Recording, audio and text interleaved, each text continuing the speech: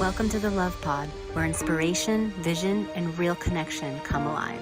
Wherever you are, you belong here.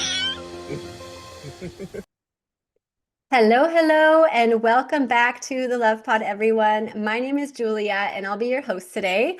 And today's conversation is for anyone who's ever felt stuck in their lives. Our special guest, Jessica Ellen, all the way from Australia, is a self-mastery coach, speaker, and author who helps women move beyond burnout, emotional overwhelm, and self-sabotage and into something far deeper: grounded self-mastery. Her work blends mindset, hypnotherapy, NLP, and energetics, but what really stands out is her focus on what's underneath all of the patterns. Jessica created the ROAR integration method, which we're going to dive deeper into in today's conversation. And it is a powerful framework for releasing the past and reclaiming who you truly are. What is more exciting than that? Jessica, I'm so excited to have you here. Welcome to the Love Pod. Thank you so much, Julia. It's so good to be here. Thanks for having me on. Oh, it's our pleasure. I would love to dive right in and just ask you, about your personal journey and what really brought you to do the work that you're doing today. Yeah, for sure. So for me, it started once I entered motherhood. Pretty much up until that point, I was dealing with a lot of anxiety and depression, but it was something I felt like I could push down and ignore and drink my way through, or just, try and get through day to day. So once I had my son, though, I didn't have the escapes that I used to have. And then adding in a traumatic birth, lack of sleep, lack of nutrition, a sick baby that never slept, a toxic relationship, and just feeling like I was doing it all on my own, my mental health completely crashed and burned. I was mourning who I used to be. I used to mourn the freedom I had, which I felt really guilty about because I thought, I've got this baby now. I'm supposed to just be in love with this process, and all these other mums that look like they're doing amazing and they're all happy and enjoying their kid.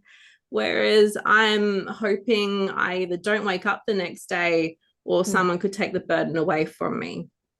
And that shame, that guilt, like I said, the lack of sleep, the PTSD, all of that just got me to breaking point. And it was only the thought that my son would be worse off if I left him behind that pushed me to get help. I didn't want to get help for myself. I wanted to get help for him because I knew my partner couldn't look after him. I didn't trust anyone else.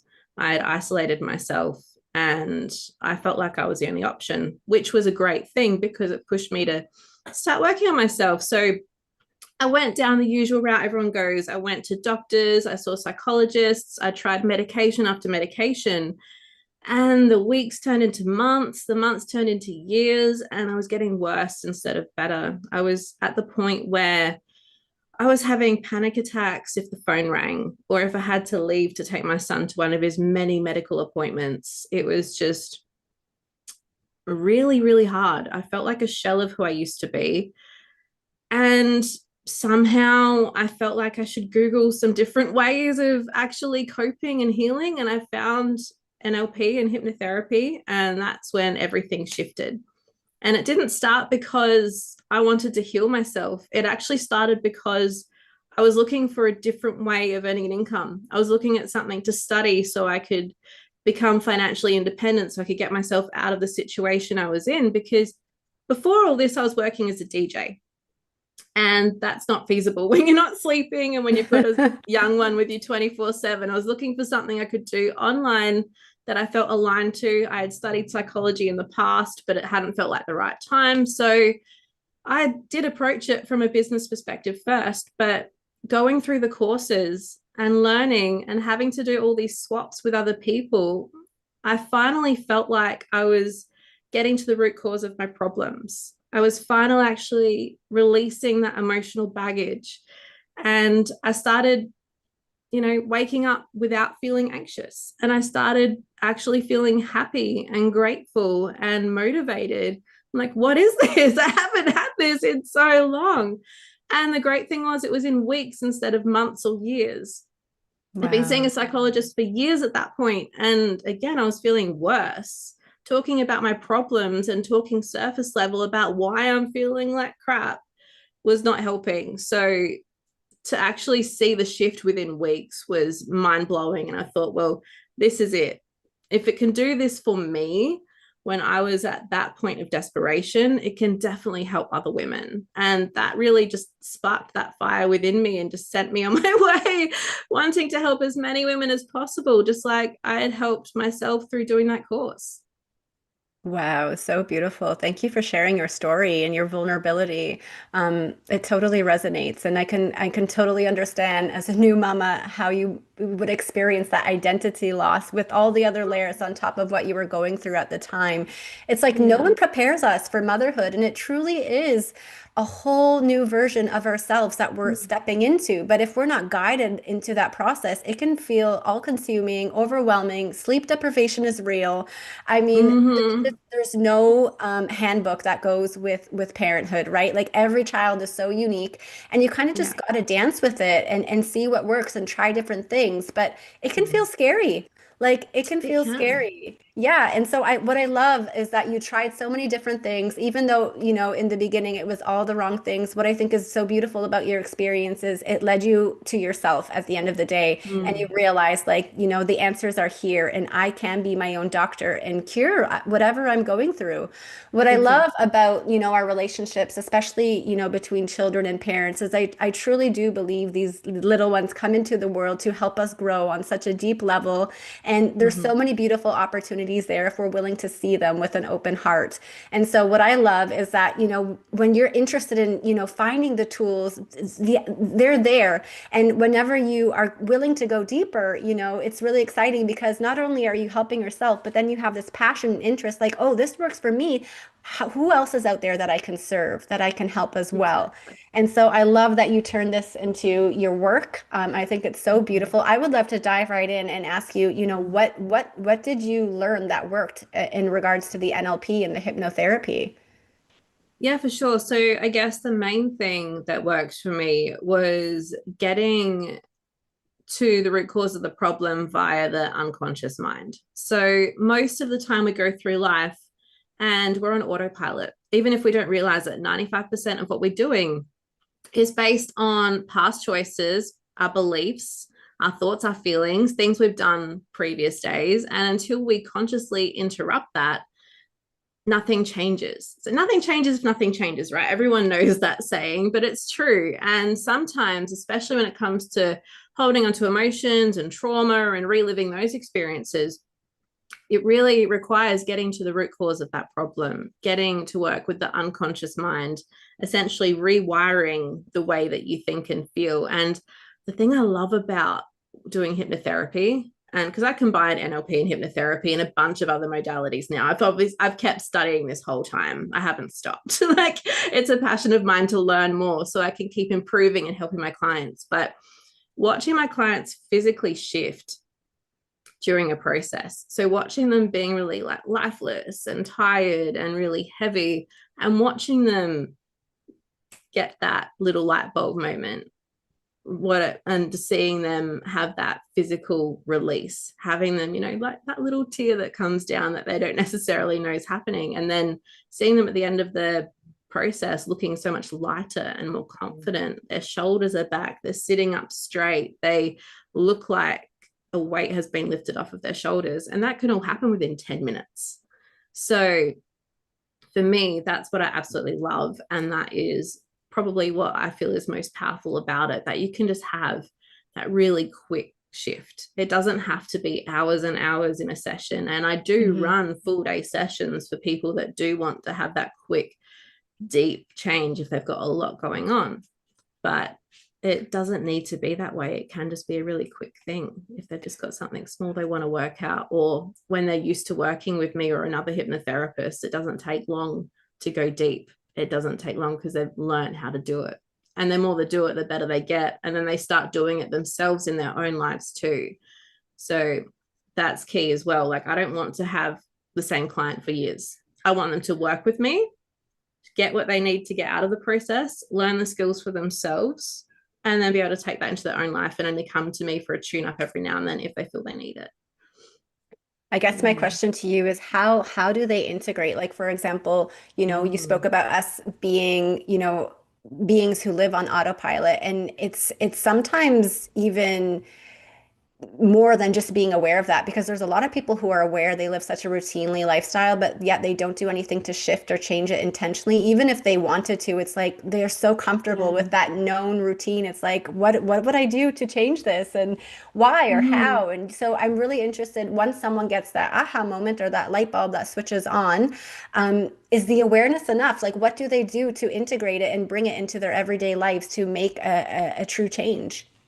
That's an amazing question. Sometimes for some people, the awareness is enough because they're so consciously aware of themselves and their patterns that are able to make that shift consciously each day and go, okay, I'm just going to implement these steps in my day, or I'm going to, instead of waking up and going to KFC, I'm going to go for a run instead. Like, it might be as simple as that for some people.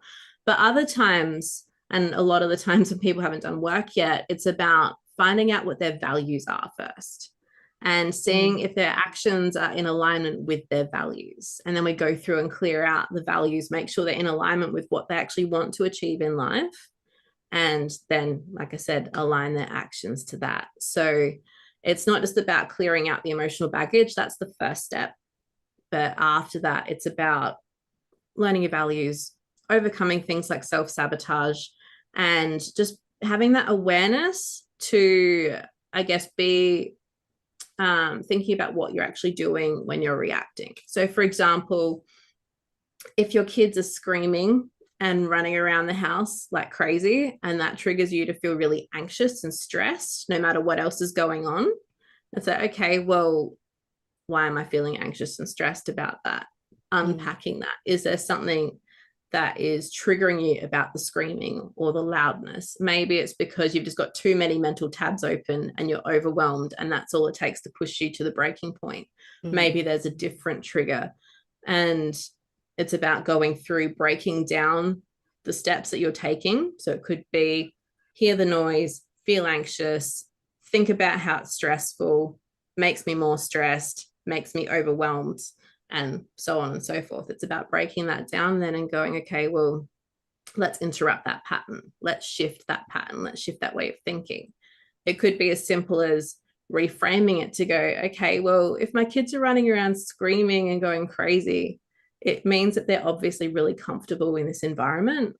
They feel safe to be themselves. They're having fun. And I'm grateful that I've got them here and in my life. That might be enough to shift someone. Or it might be having to go back and deal with past trauma because maybe they were told to be quiet when they were kids and they feel like they need to do the same for theirs, even though they have a conflict around that. So it really can be anything, but yeah, being consciously aware of your patterns, learning that skill, learning to listen to your body's signals, because it does constantly give you signals through pain or emotions or just thoughts, whatever it is for you, and being aware of your values and making sure your actions are in alignment with that. I love that. I think it's so important to ask those deeper questions, and Mm. in all areas of our life, know what we want, what we're wanting to, how we're wanting to feel, our values, our outcomes, our goals and dreams. Like, these are things that maybe a lot of us don't think about on a regular basis, Mm. but it's so important. And I'm just thinking about how, this inner work, and when these triggers come, it's so important to realize that we could react in a certain way, but we could also be a little bit open and be like, okay, like, something is happening inside of me right now. What's going on? And then, like you say, start Mm. that conversation with your body and just be open to what it's trying to communicate to you. We don't need to label it as bad or scary. It could just be sensation, right? But I notice Yeah. with my daughter, like, when I'm feeling grounded and calm in my center, she'll be doing something that would normally, bother me, but it just doesn't, because I'm grounded, right? And so we can talk Exactly. and have a conversation of why maybe that behavior is not whatever, but it's like the inner work Mm. is just so important.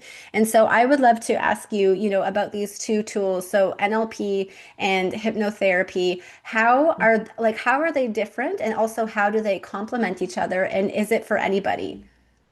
Yeah, definitely for anybody. So we'll start with NLP. It's neuro linguistic programming. So it's programming your mind and body through words, essentially. So if someone is very much, more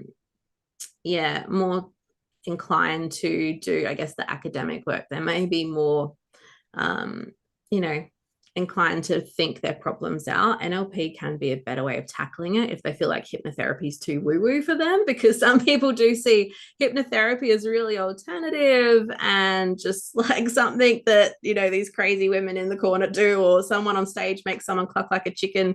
They've got all these, beliefs in their mind for that. So, but NLP is really just breaking down those patterns from a logical perspective and just really taking you apart. If you think about it like a computer, we've programmed our computers to do what we need to do. They have certain commands. There are literal codes that they follow to do each process. Our bodies can be the same way. We have coded ourselves to do certain actions based on certain stimuli or thoughts, feelings internally. And with NLP, it's about breaking up that code and rewriting it. Hypnotherapy is about working with the unconscious mind. And I think a lot of people don't realize they're constantly being hypnotized. We're hypnotized to know our name is our name. We're hypnotized to believe we are who we are. Everything is hypnotherapy when you break it down to that. Like our parents hypnotized to be and think and feel a certain way through childhood. Then school came into it, social groups. We're just constantly being hypnotized. Even media that you see, TV, social media especially, everything you're seeing is programming you on an unconscious level. And hypnotherapy is really just using that to our advantage and going, okay, cool. So if we're programmed to be everything we are, that means we can program ourselves to be anything we wish as well. So you don't need to stay stuck. It's an easier way of getting unstuck because we're getting past that critical faculty, that part of us that we put that wall up. We go, okay, we're cool with talking about all this, but this is the point. This is the point I can't get past myself. And the point's different for any issue. But it's about breaking down those walls, getting underneath. And it does kind of work with NLP that way, is like rewiring your mind and reprogramming how you're thinking, feeling, and being. Beautiful. I never really thought about it that way with hypnotherapy, but it makes total sense. It does. Yeah, and the interesting thing is a lot of us maybe perhaps don't realize that like we are not victims of our lives or the events happening before us, and we have the power to change that. So that's really exciting, the power that we do have. I believe perhaps some of us are afraid of that power, but if you think about it, we get to choose the life path that we're on. And so I think it's really important is getting clear, like what kind of life path do you want to be walking on? What sort of things do you want to happen in your life, and how do you want to feel, especially? I think this is a really important one. If some people are listening and saying like, Jessica, I've done so much inner work. I've tried hypnotherapy and NLP and so many other modalities, but like I just feel like I'm still stuck and I don't understand why. What would you say to them? I would say first we need to dive into why you're keeping yourself stuck. Mm-hmm. Because at the end of the day, it will work as well as you want it to work. And sometimes you're simply not ready. Sometimes you simply just don't feel like you're ready to let go because it can be part of your identity. Like, for example, I do have chronic illness as well, and hypnotherapy has helped me a lot with dealing with pain and symptoms. So it's still physically there at this stage, but I'm coping a lot better. But for ages and ages, I wasn't ready to let go of that pain. I wasn't ready to let go of the disease because I felt like it was who I was. It was an excuse I used to get out of everything. It was how I felt every single day. I could physically feel the pulling and tearing in my body day in and day out. So how am I supposed to let go of this? It's who I am, right? So I had to work out why I was holding on to that issue. And it turned out that it was my safety net. For me, it was my comfort zone. And comfort zones aren't always comfortable situations. It's a situation you know and are used to. A comfort zone is a place that, good or bad, that you're just used to being in. And for me, my comfort zone was being in pain and being unwell mentally and physically. So I had to kind of get out of that and be comfortable with being uncomfortable. That was the first step. Second step was going, okay, it's all right to take on a new identity. Like the thought comes into a lot of people's minds, especially with chronic illness or long-term issues. Who am I without X?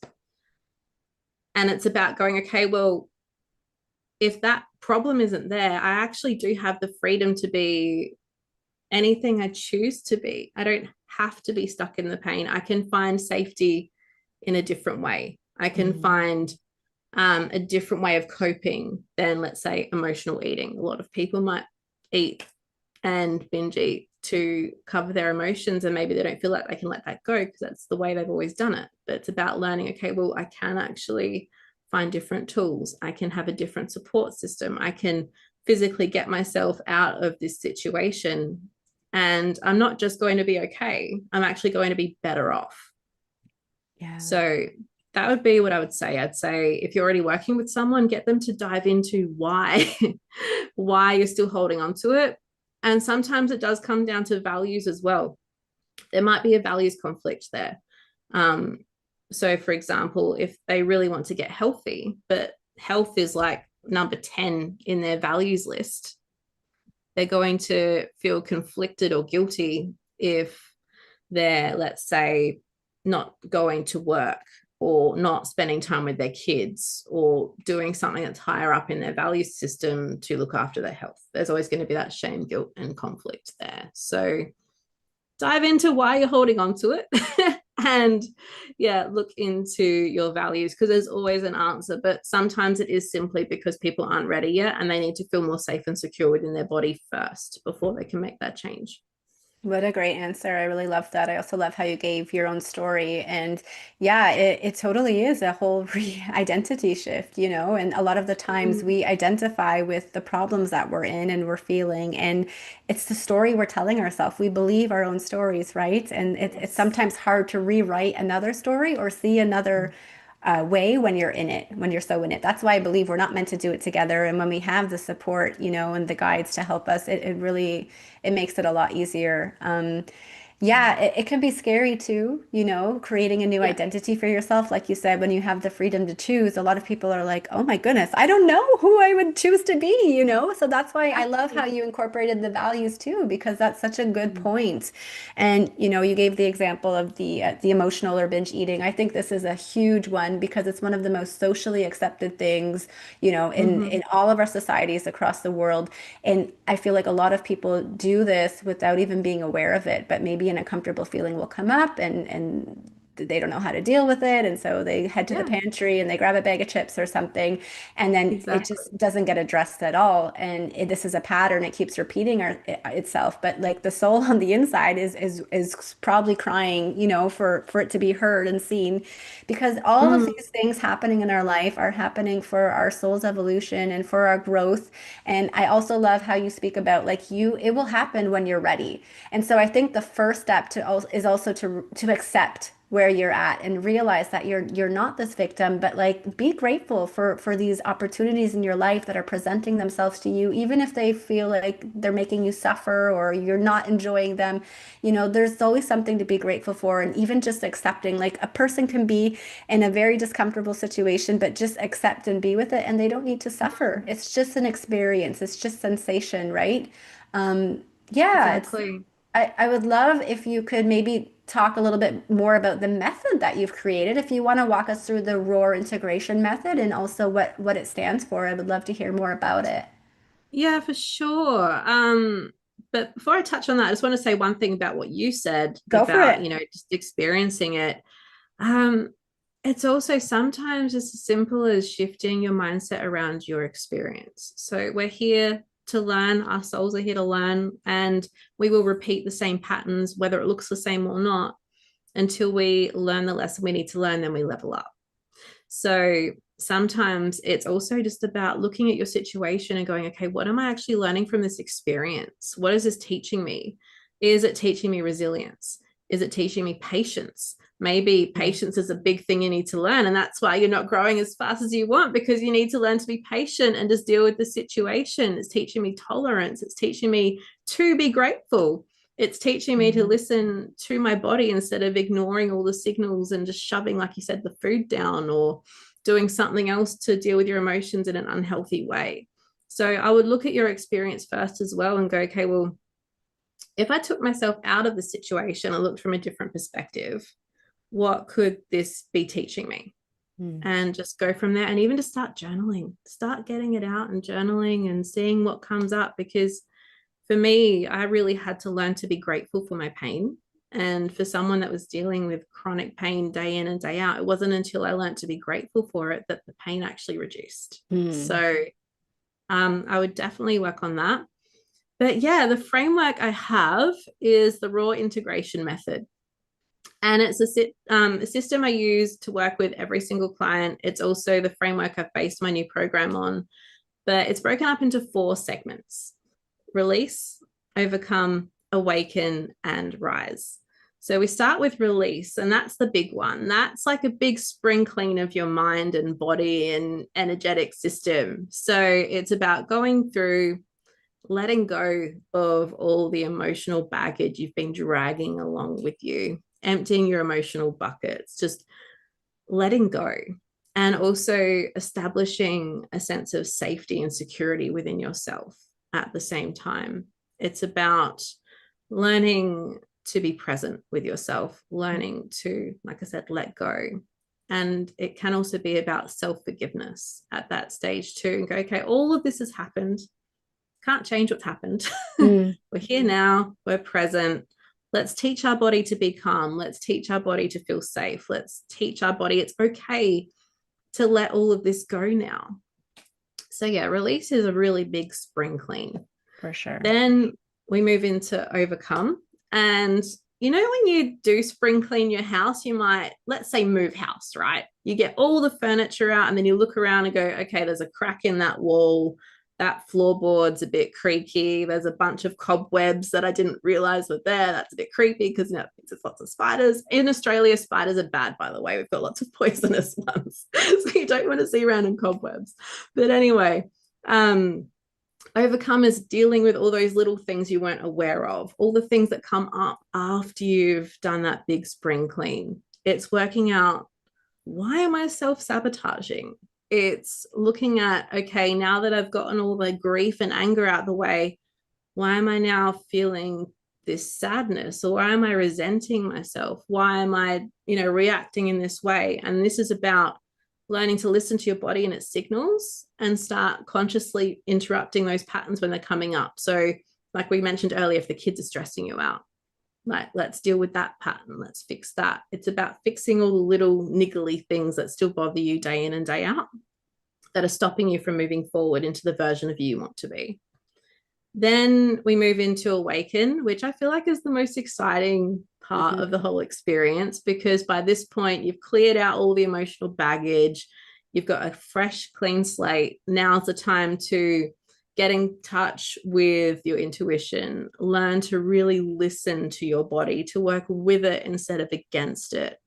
And, just interpret those signals, have space for yourself, hold space for yourself, take life from a different perspective and really feel what it feels to be you, and start rebuilding who you want that to be from a grounded, calm, connected perspective. This is when we deep dive more into values work as well. So it's really breaking them down and seeing why you are the way you are, who you are at your core, and looking at who you want to be and reworking it to help you get there.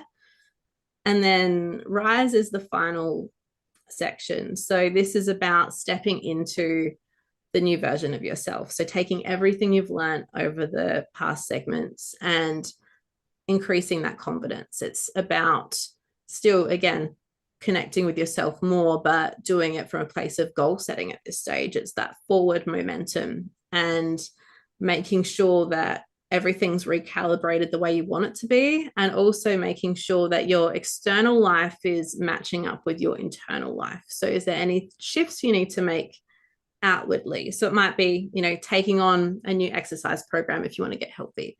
It might be looking at your finances. It's about the outer world at that stage. And yeah, that's it in a nutshell. That's how we get from survival mode to self-mastery. So wonderful. I love all of that. So how long does it usually take a client to walk through this method? And do you like hold them at certain times throughout the year, or can anyone sign up at any time? And what does it look like? Is it something that they just do online, or do they have one-on-one calls with yourself? Mm-hmm. Yeah, so there's a couple of different ways to do it. I do have my program, Raw Awakening, and the next intake is the end of the month. It's a 16-week program. So with that, we start with a 21-day mind-body reset. So every single day for the first 21 days, I'm going live twice a day to take you through either a Wow. meditation or a mindset process, just to really get you used to feeling calm, get you used to feeling grounded, and getting used to you feeling safe. So it really just sets the tone for the whole program, because you need to have that internal security and safety to be able to do the work. So it's retraining your nervous system from the get-go. Every single month, we also have activation day in the first 2 weeks that really just dives deeper into what's happening with that section. And we start doing some of that work as a group. And at the end of each section, we have an immersion day. And that's when all the deeper work really happens. We also have weekly coaching calls. And for people that want the one-on-one work as well throughout the process, they can have one-on-one sessions with me too. My VIPs also get a breakthrough day with me. So we're on Zoom. So it doesn't matter where you are in the world. For a good 8-9 hours, and we do a deep dive of your personal history. We break everything down. We do that huge spring clean mostly in one day instead of over the month. We just condense that time, get that done. If we've got time in that session, we start diving into the values work and everything as well. But they also get follow-up sessions to do all of that. So they get that really deep one-on-one personal experience tailored to them.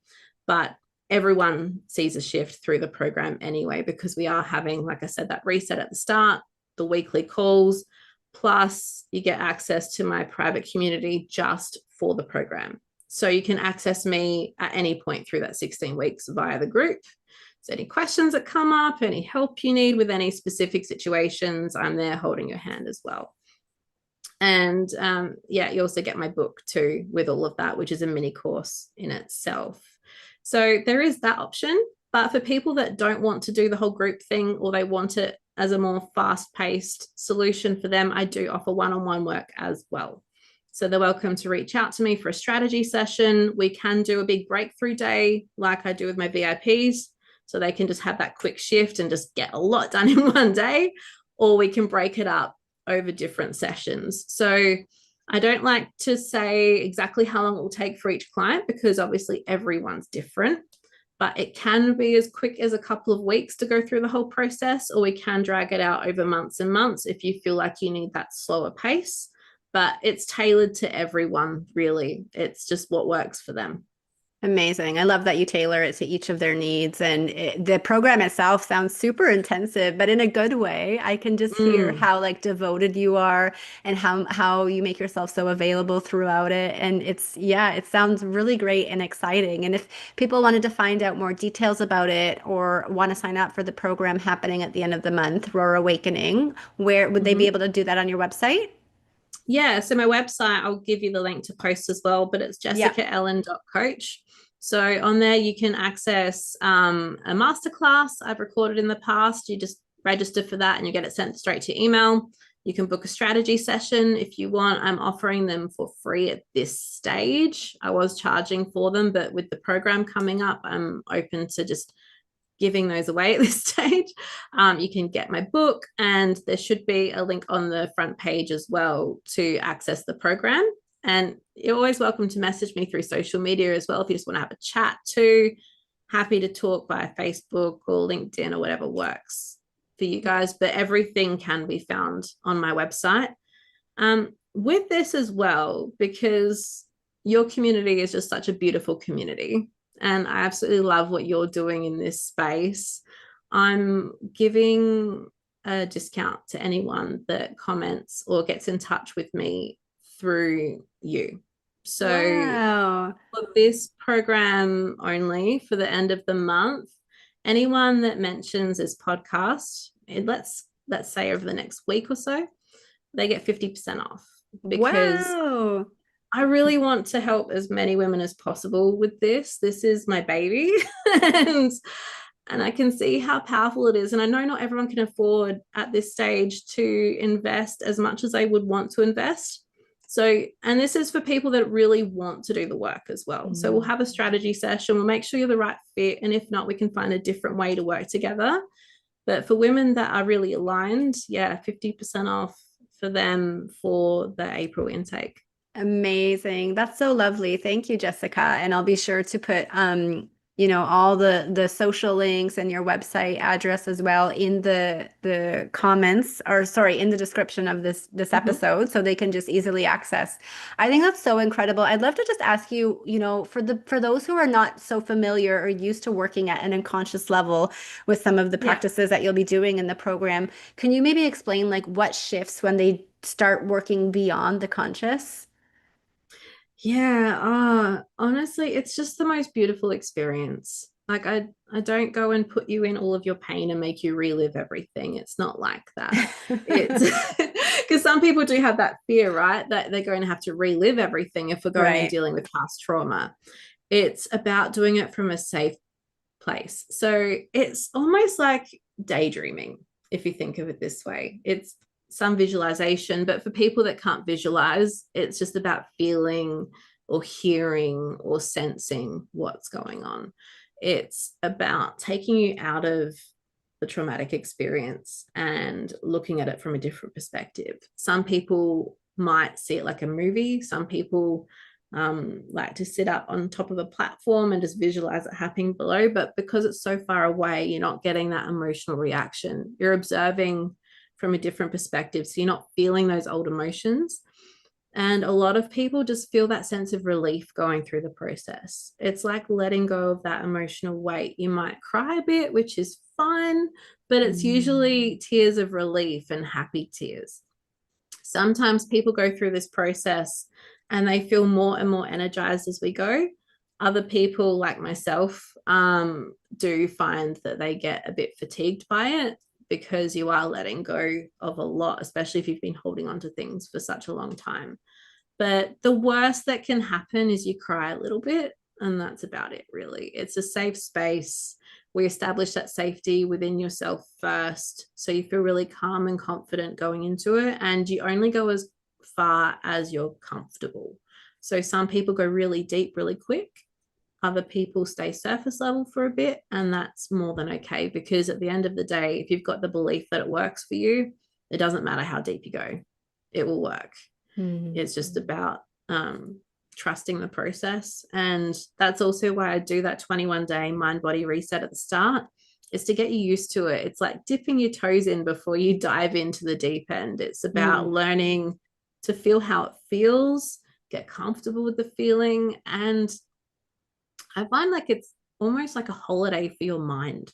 It's like your brain just goes into mushy, relaxed mode for the session. It's just like the next level of relaxation. If you can imagine how relaxed you are after a massage, it's like that physically and mentally. So by the end of it, you're just in this state of relaxed bliss. And it's just so much fun. It's another reason I love doing it, because I go along with my clients too. So every session I'm doing, I'm feeling the same way. It's amazing. What would you say to someone who is really willing to do the work and is willing to follow everything that you say, but is like, I cannot meditate, or I just don't know how to relax. I've been on, living in, sympathetic nervous system for as long as I can remember, and my mind is always racing. Like, how do I let go when I don't know how to? Practice, but also being okay with it being messy. Like I can't meditate without having thoughts still going through my head. my mind, pretty sure I'm ADHD, but undiagnosed. I've got lots of different trains of thought constantly. There's always music playing. There's always a background track of thoughts happening. There's always that to-do list. And meditating for me might take it down to 1 or 2 trains of thought. Like, it's okay if you've got thoughts going through your head, you're still meditating.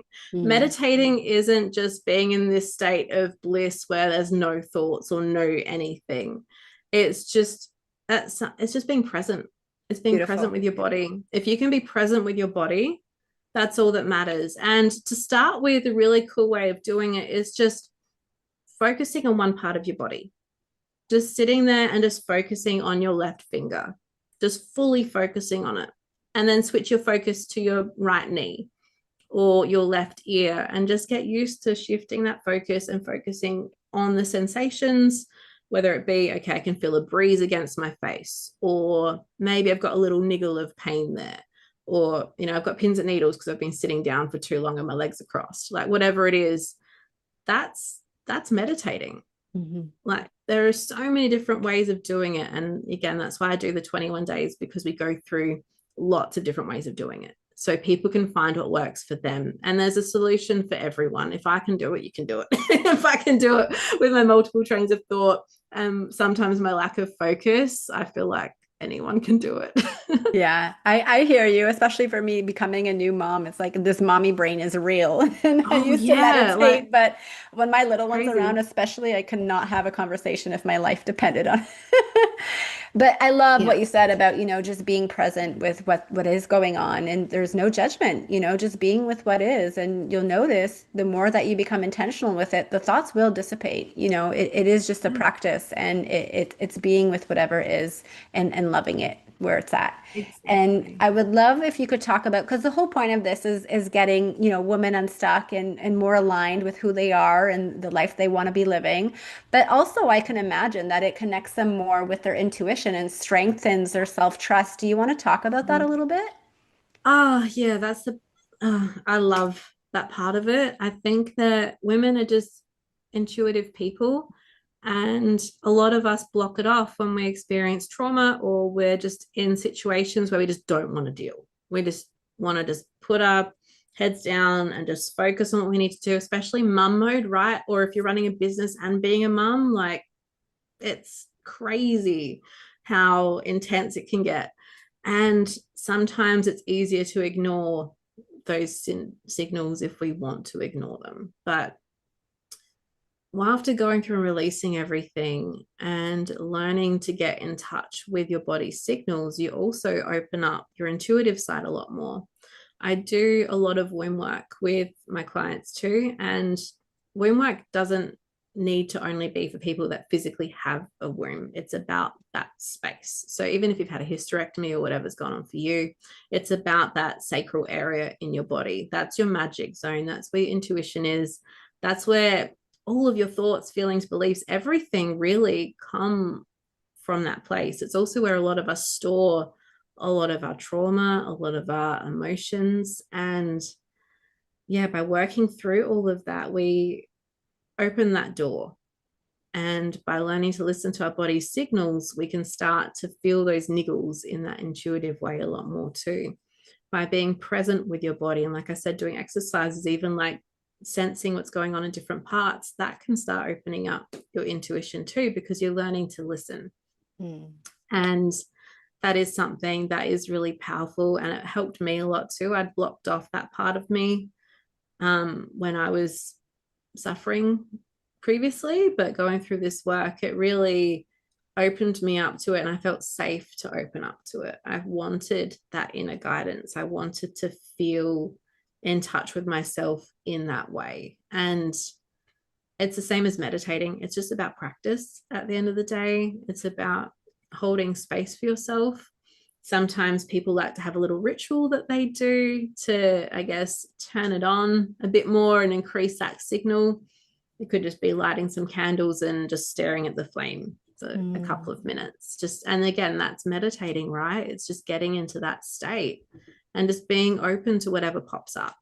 I feel like intuition is unconsciously something we use a lot in the process I do. to help to heal. A lot of it is intuitive. A lot of it is that inner voice.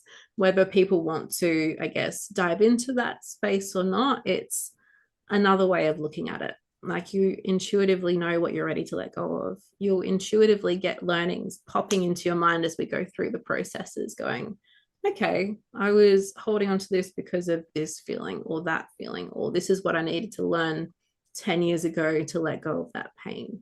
It's a very intuitive process overall. And yeah, the more you do, the stronger that feeling gets. I can imagine. Yeah. The body is always talking about us, but to what degree are we listening? And it is a skill, right? So the more that we can unpack the layers, then the deeper our listening can be.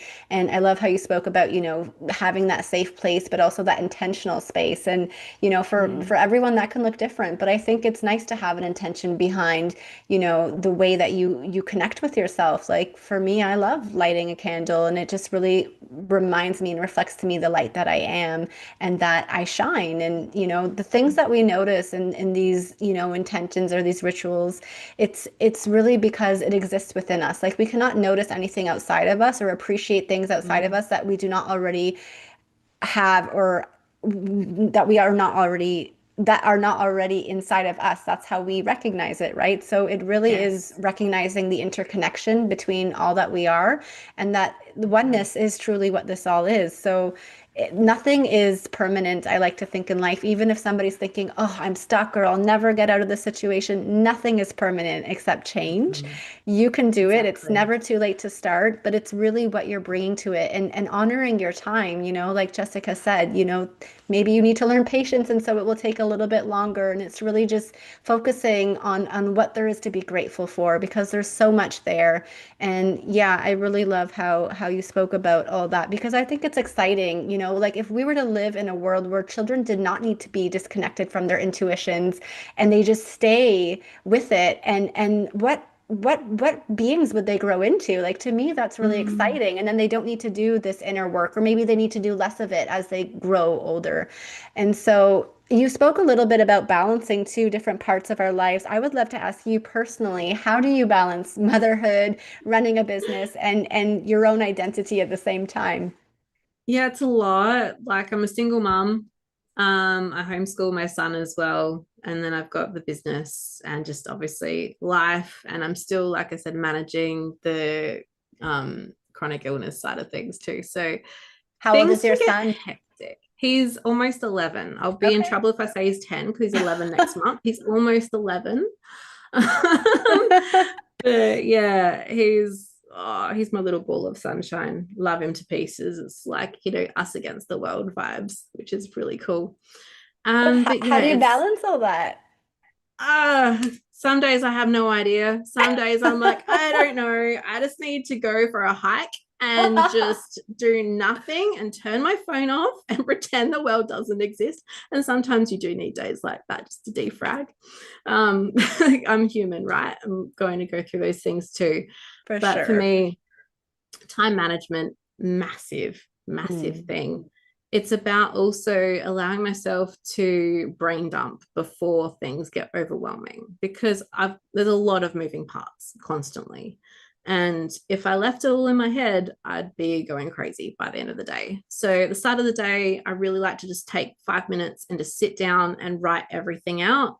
Or if I go for my walk with my dog, it's just audio journaling in it and just planning it out. Plan out my day, plan out my week, whatever it needs to be. Just get everything out of my head. Then I can see on the paper or have spoken out the key actions I need to take for that day. So if I did nothing else, what are the 5 things I have to get done today? What are the necessities? What is going to move the needle forward in my business?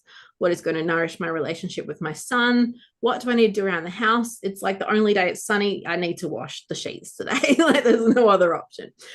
So yeah, working out the main things I need to get done. Also looking at what can I allocate. So again, it's just me and my son. So I can still allocate some things with him. Like, I might say I've got like this booked, for example. So right now he's feeding the animals, cleaning out the cat boxes, and playing outside. And I think he was going to put the washing on for me as well. So he's got his list too. And yeah, it's just about planning, but also allowing yourself space to do nothing, allowing yourself space to have that time for yourself, because we can't pour from an empty cup. Everyone knows that saying, right? We need to be filling our own cup. So the priorities in the day also include at least one thing for me. And it could just be 5 minutes to meditate on my own, or it could be taking a whole day. Maybe instead of doing like traditional learning for the day, we go to the zoo. Maybe we just do something fun. So there's that. There's also making sure that you're nourishing your body physically as well. So not just mentally, but what are you putting in your body and what are you putting in your mind? Everything we eat, everything we see, it's all programming our body on a physical or energetic or mental level. So if you feel like you're always tired, if you feel like you're always overwhelmed, if you feel like you're always stressed, it's about looking at what you're eating, what you're doing, how you're moving, how you're thinking. And like I said, just dump it all out, get it all out in front of you so you can see your patterns and see what's working, what's not working. It might be that you need to go maybe get a blood test and just make sure your iron levels are high enough, that sort of thing. Make sure everything is physically where it needs to be, because it could be as simple as you've got low iron. That could be the only reason that you're tired as women, right? Because, you know, it seems to be a problem for a lot of us. But it could also be that you just got too many mental tabs open. So it could be the thing you do for yourself is closing some of those loops. Maybe it's emptying out your emails. Maybe it's getting the house clean, because a physical space that's messy generally can make our emotional state messy as well. So it's just being kind to yourself in that way. So instead of shoving all those things aside because the kids are more important or work's more important, it's about, okay, well, if I deal with all these things and close these mental tabs, look after myself physically, mentally, and emotionally, I'm actually going to show up better in all the other areas of my life. It's going to be easier. I'm going to be calmer when I'm dealing with the kids. I'm going to have more energy to go out and play with them. I'm going to have more energy and focus when it comes to work. So just, yeah, dump it out. If it needs to be every day like I do, because I guess I just have a lot going on, do it every day. It might be a weekly thing where you sit and plan your whole week. It might even just be a monthly thing, especially if you're not running a business right now, or you've just got a really routine job that you just know you can go to work, leave work at work and come home. You might only need to do it every few months and go, what do I want to achieve in my personal life? And how can I improve that? How can I improve my relationships? Yeah, just getting it out of your head. I think that's key. Just getting it out of your head, because it's just clogging everything up when you leave it in there. And you know what it's like. You've got that list. The never ending famous to-do list. We know it very well. Yeah. And the more that you can free up space, you have more energy to be creative, right? Oh, definitely. You gave so many practical, examples. I think that's wonderful. I really appreciate how you focus on the priority, like, being realistic. Like, if I can't get everything on my list done today, what are the top things that I do need to get done or I would like to? I think that's really important is, having that organized in your mind and just knowing your intention going into each and every day so you're not all over the place, because it can be overwhelming when you got a homeschooling child and, you're running a business. Like, I totally get that. And it sounds like you and your almost 11-year-old are quite the team. I think it's wonderful. Yeah. We plan to homeschool our daughter too. She's only 2 right now, but I'm really learning that it's not about, putting like work for her on the table, but really just including her in every area of our life and and teaching them, about what it is to live. Like, to me, that's what homeschooling is. It's not so I think that's really cool. It sounds like you're coming from a lot of experience, and I can tell you're passionate about sharing all that you've come to know as well. I did have a question. Oh yeah, so what, like, when you're not working, or what do you guys like to do for fun, and what do you like to do for you, Jessica? Oh, so many things, so many. Sometimes, like if I'm, just in my luteal phase, I just like to sit and just binge watch movies. Like sometimes it's just about getting that warm blanket and the heat packs and the hot cacao and just do that and have a movie day and do nothing, because we're just so active all of the time. But on a nice day outside, I absolutely love getting out for a hike. We've got so many nice hiking trails around here, and there's no reception.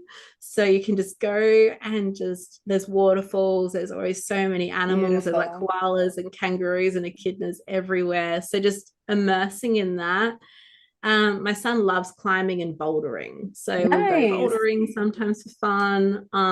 But yeah, it's just about getting out. I find that if some people don't know what they want to do, look at what you used to love doing as a kid. Beautiful. I always say that too. Yeah. So, like for me, I used to love getting outdoors. I had horses. I just had a massive paddock next to my house, even when we lived in the suburbs. And I would just go out and draw and climb trees and just immerse myself in that. So that's what I do now. I just we'll sit and we'll take our like art supplies out and we'll just go paint something out in the middle of nowhere. Or, just go hiking, explore. Getting a massage is always great. That Oh always feels yeah. so good. Oh, love a good massage. I'm teaching him. He's really good at neck and shoulders. It's great. I'm like, help mum. But sometimes it's just as small as like cooking a nourishing meal for myself that he won't eat. Because a lot of the times as a parent, we'll go, okay, what's easiest? What are we all going to eat? Right? I don't want to be cooking 2 meals every day for every meal. So sometimes it is going, he can just have, some meat and veg and boring stuff. And I'm going to make this for myself because he won't eat that. So yeah, it's just doing that sort of thing and just being present, just taking, like I said earlier, that 5 minutes to just meditate and do nothing.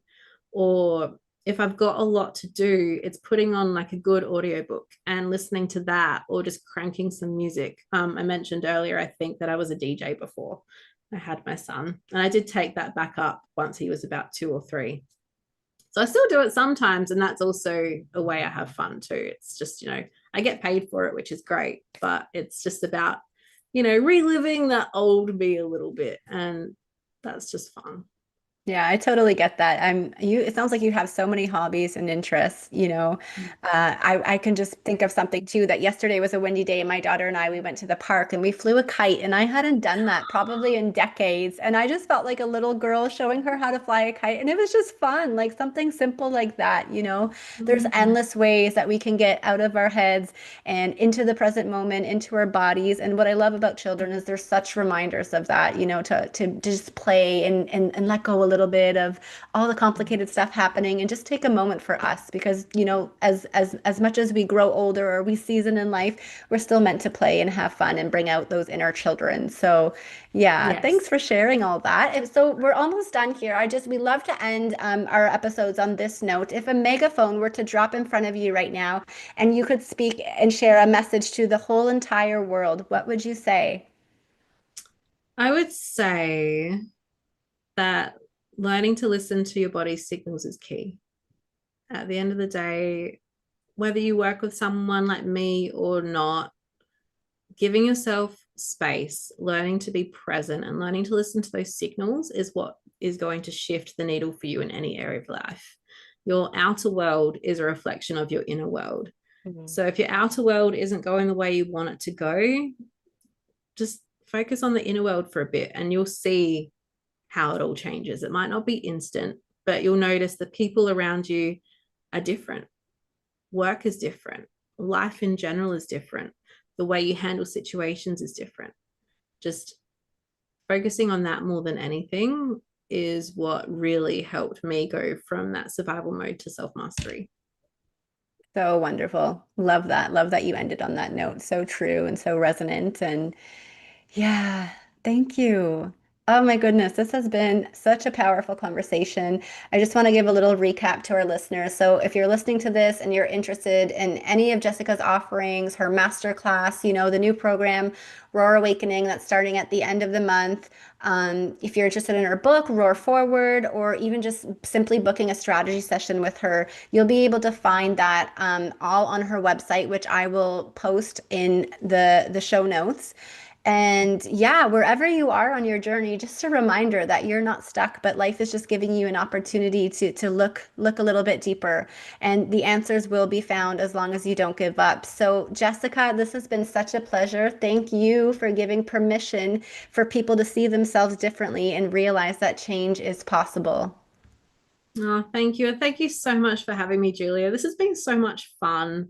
And I just love what you're doing here. Just everything your podcast stands for is just so aligned with my beliefs. And the fact that you're impacting so many people through this medium is just a magical thing. So Thank you, so Jessica. much. We're doing our best and I really appreciate it. And I just wanted to give the little reminder, Jessica is offering in the next week the 50% discount for anyone listening to this show for the Roar Awakening program. So if you do reach out to her and you're interested, just be sure to mention the Love Pod or the LHV Pod. Yes, yes. So to do that, yeah, definitely. Even if you book the strategy session, there might be a section on there for notes. Just mention the pod on there. Or if you do just want to reach out to me through email or Facebook or anything, just mention it and we'll get on the phone and we'll have a conversation about that. Because there isn't a code or anything like this. I'll be doing it all back end because it's only for listeners to this pod. So yeah, reach out, mention the pod, and the episode. And I'd love to know as well if anything stood out for you, if there's anything you want to learn more about. Like, I don't need people to want to work with me to reach out. Like, so feel like you can reach out regardless. I love getting messages from people that have either heard me on a podcast or just want to know more about how they can help themselves. Reach out and let's just have a conversation. It doesn't need to be go and join my program or come and work with me one-on-one. I just want to hear from as many beautiful women that want that help as possible. So Amazing. Or even feel free to comment on the video. yeah, exactly. Comment on the video and I'm Start a happy to go through and conversation. reply to. Awesome. So lovely. Okay. Well, I'm going to go ahead and invite our little daughter to wish everyone a farewell, and I will see you on the other side, Jessica. Thank you. See you Thanks soon. again, love. Thanks for watching. You say ciao ciao. Bye. I love you so much.